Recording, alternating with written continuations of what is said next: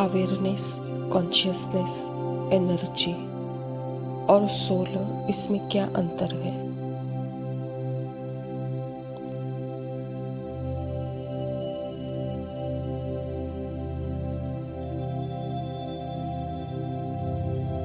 Awareness, consciousness and soul, यह पर्यायवाची है। यह सिनोनिमसली यूज करते हैं।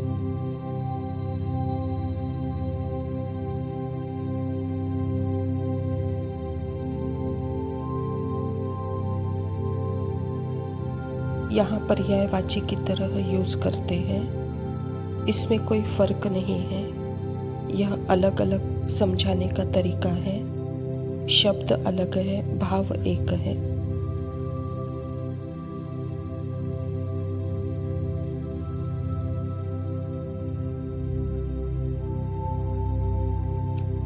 और एनर्जी एक वाइब्रेशन है आत्मा के अंदर ही, जो आत्मा से ही बनी हुई है वह एनर्जी। पर energy is a different form of consciousness. चेतन ऊर्जा आत्मा से भिन्न होती है।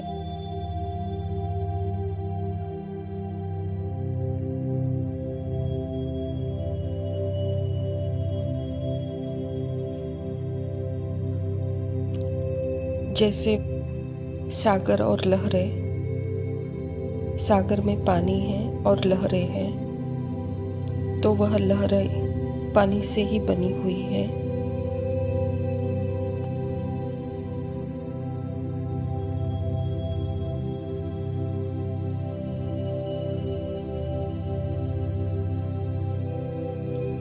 एक मोमेंट है, एक्टिविटी है, तो एनर्जी एक एक्टिविटी है अवेयरनेस की ही।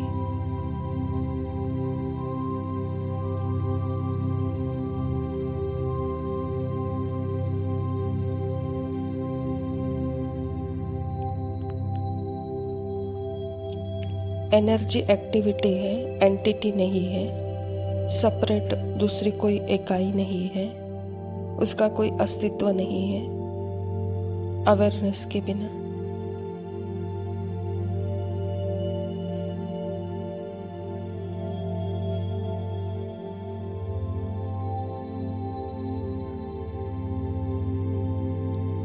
जैसे स्क्रीन वाइब्रेट करती है, अपने ही अंदर अस्पष्टता दिखता है, वो एनर्जी है, वो वाइब्रेशन है।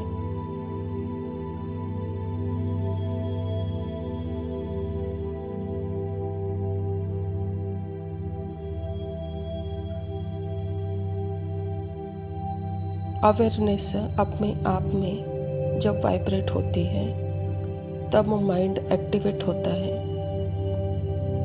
माइंड एक्टिवेट मतलब माइंड क्रिएट होता है।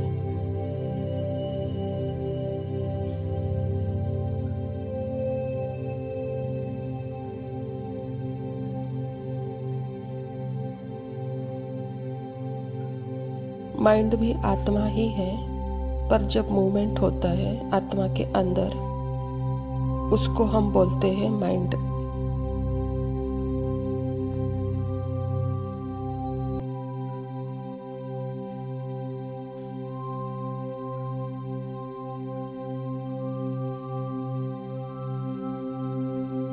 एनर्जी, वाइब्रेशन, एनर्जी एक चीज है।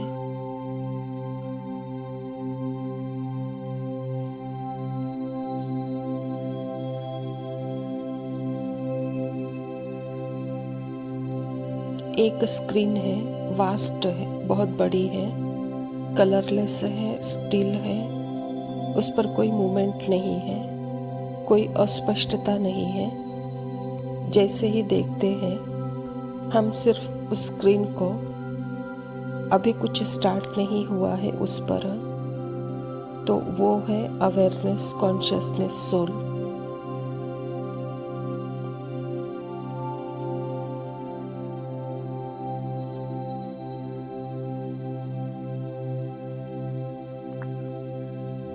अवेयरनेस, कॉन्शियसनेस, सोल तीनों ही हम यह पर्यायवाची की तरह यूज़ करते हैं, पर एक जब वाइब्रेशन स्टार्ट होती है, कुछ डिस्टरबेंस मतलब हल्का सा मूवमेंट स्टार्ट होता है। फॉर्म अभी तक भी क्लियरली नहीं दिख रहे हैं। उस मोमेंट के ऊपर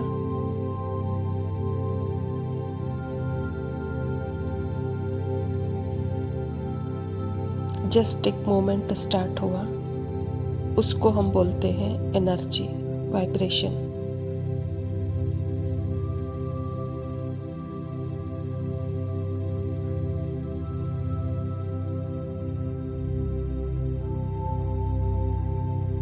आत्मा अपने भीतर वाइब्रेट हो रही है।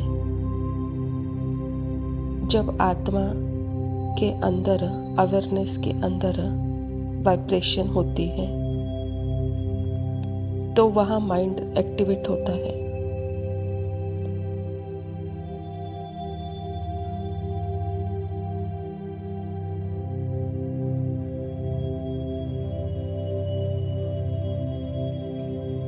और माइंड भी मुझसे ही बना हुआ होता है, तो यह जो वाइब्रेशन है वो फॉर्म लेती है, कोई थॉट का, कोई फीलिंग का, कोई इमेजेस का।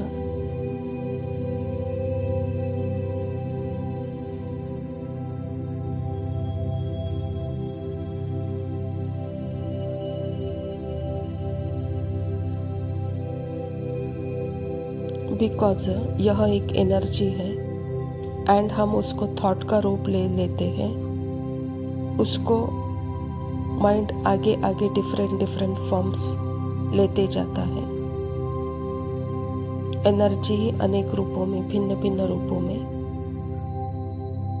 शब्दों के रूपों में, भाव के रूप में, संकल्प के रूप में सामने आती है।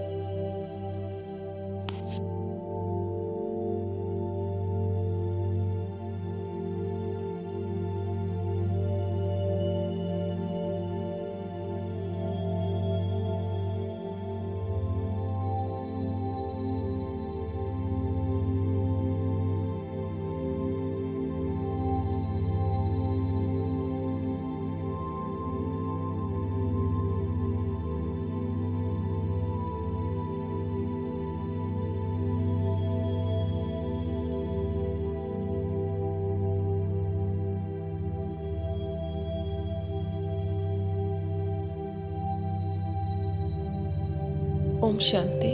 प्रातः मुरली बापदादा मधुबन। मीठे बच्चे, जो संकल्प ईश्वरीय सेवा अर्थ चलता है उसे शुद्ध संकल्प व निरसंकल्प ही कहेंगे, व्यर्थ नहीं। स्वयं परमपिता परमात्मा शिव बाबा प्रजापिता ब्रह्मा के तन में आकर के हम बच्चों को, हम आत्माओं को जब स्मृति दिलाते हैं और आत्मा जब जागृत हो जाती है तो आत्मा के सामने ही जैसे 4 प्रकार के संकल्प आते हैं मन के अंदर। एक नेगेटिव संकल्प, पॉजिटिव संकल्प, वेस्ट संकल्प, अननेसेसरी संकल्प। तो सबसे बेस्ट और पॉजिटिव संकल्प किसको कहेंगे? जिसमें ईश्वरीय सेवा और जिसमें सर्व आत्माओं के प्रति श्रेष्ठ कर्तव्य का भाव है, शुद्ध भावना है, या फिर निरसंकल्प अवस्था है। तो बाबा कहता बच्चे यह जैसे व्यर्थ से मुक्त है और यही है कल्याणकारी सेवा के संकल्प। और इस संकल्प को ही हम प्रैक्टिकल एक्शन में लाना है, तभी हमारा एक का पदम गुणा जमा होगा। प्रश्न है, विकर्मों से बचने के लिए कौन सी फर्ज अदाई पालन करते भी अनासक्त रहो? उत्तर है, मित्र संबंधियों की सर्विस भले करो, लेकिन अलौकिक ईश्वरीय दृष्टि रख कर करो, उसमें मोह की रग नहीं जानी चाहिए। अगर किसी भी विकारी संबंध से संकल्प भी चलता है तो वह विकर्म बन जाता है। इसीलिए अनासक्त होकर फर्ज अदाई पालन करो। जितना हो सके देही अभिमानी रहने का पुरुषार्थ करो। स्वयं परमात्मा हम बच्चों को स्फूर्ति दिलाकर अपने ही अंदर विकारी संकल्पों से जैसे डिटैच कराते हैं, साक्षी कराते हैं। तो बच्चे जैसे यह आपकी साक्षी अवस्था अंदर है, ऐसे ही बाहर भी उस आत्मा को भी उसे साक्षी अवस्था से देखो। तो वहाँ जैसे दोनों की भी मोह की रगें टूटी हुई होंगी और वहाँ सेवा होगी। उस आत्मा को डायरेक्ट जैसे आपसे पावर मिलेगी, परमात्मा से डायरेक्ट पावर मिलेगी। और यही पुरुषार्थ है, यही आपकी फर्ज अदाई है, यह पालना करो। परमात्मा का जैसे यह डायरेक्शन है। धारणा के लिए मुख्य सार है, पहला पॉइंट है, कोई भी उल्टा कर्म छिप कर नहीं करना है। बाप दादा से कोई भी बात छिपानी नहीं है, बहुत बहुत सावधान रहना है। स्मृति में जब अंदर आत्मा के अंदर ही जब नेगेटिविटी आता है और इस नेगेटिविटी को ही हम संकल्प बोल कर्म में लाते हैं, तो उसी को ही विकर्म कहा जाता है।